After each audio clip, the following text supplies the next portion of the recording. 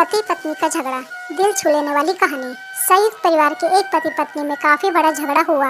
यह झगड़ा उन छोटे मोटे झगड़ों से ज्यादा गंभीर था जो हर पति पत्नी में सामान्य होता है, क्योंकि इस झगड़े में एक दूसरे की आलोचना करते करते बात इतनी बिगड़ गई थी कि पति पत्नी एक दूसरे से अब तलाक मांगने तक बातें करने लगे थे।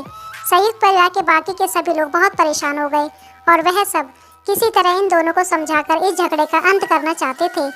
जब सभी के प्रयास काम नहीं आए तो वे लोग पति पत्नी के इस जोड़े को घर के सबसे बुजुर्ग सदस्य यानी दादाजी के पास लेकर गए। जब दोनों पति पत्नी दादाजी के कमरे में प्रवेश किया तो दादाजी ने उन दोनों को बैठने के लिए कहा और फिर पूछा कि बताओ तुम्हारी समस्या क्या है।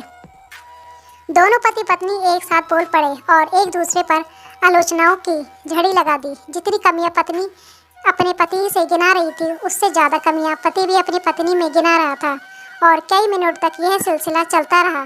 दादाजी ने भी इन दोनों को नहीं रोका और इनको अपना अपना गुस्सा एक दूसरे पर उतारने दिया।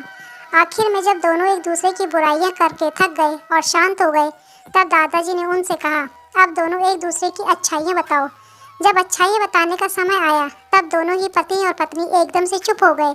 शायद गुस्से में उन्हें कुछ याद नहीं आ रहा था या फिर गुस्से की वजह से ही वह एक दूसरे की अच्छाइयाँ बताना नहीं चाहते थे। दादाजी ने यह बात भी महसूस कर ली। थोड़ी देर तक जब कोई भी नहीं बोला तब दादाजी ने कहा, अच्छा ठीक है, यह लो पेपर और पेन और दोनों एक दूसरे की अच्छाई इसमें लिखो। पति पत्नी ने पेपर और पेन लिया और एक दूसरे से काफ़ी दूर जाकर बैठ गए। थोड़ी देर तक न पति ने कुछ लिखा न पत्नी ने।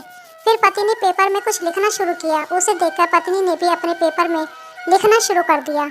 ऐसा लग रहा था जैसे दोनों एक दूसरे से कंपटीशन कर रहे हों। काफ़ी समय तक दोनों ने पेपर में लिखा और जब पेपर लिखावट से भर गया तब दोनों ही अपना अपना पेपर लेकर दादाजी के पास उन्हें देने के लिए गए। दादाजी ने उनके पेपर को लेने से मना कर दिया और कहा कि अपने अपने पेपर एक दूसरे को दे दो और अब एक दूसरे के पेपर पढ़ो।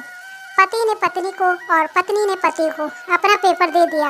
वे एक दूसरे को पेपर पढ़ने लगे। थोड़ी देर बाद पति और पत्नी दोनों के ही आंखों में आंसू थे। पेपर में अपने बारे में लिखी अच्छाइयाँ पढ़कर पत्नी तो फूट फूट कर रोने लगी। पत्नी को रोता देख पति उसे चुप कराने के लिए दौड़ा और माफ़ी मांगते हुए उससे मनाने लगा। पत्नी ने भी पति से माफ़ी मांगी और माहौल ऐसा हो गया जैसे कभी कोई लड़ाई या झगड़ा हुआ ही नहीं था। दोस्तों, कमियां और खूबियां जगत के हर इंसान में होती है। अब हमारे ऊपर होता है कि हम कमियां देखकर अपने जीवन का नर्क बना लें या खूबियां देखकर अपने जीवन को स्वर्ग बना लें।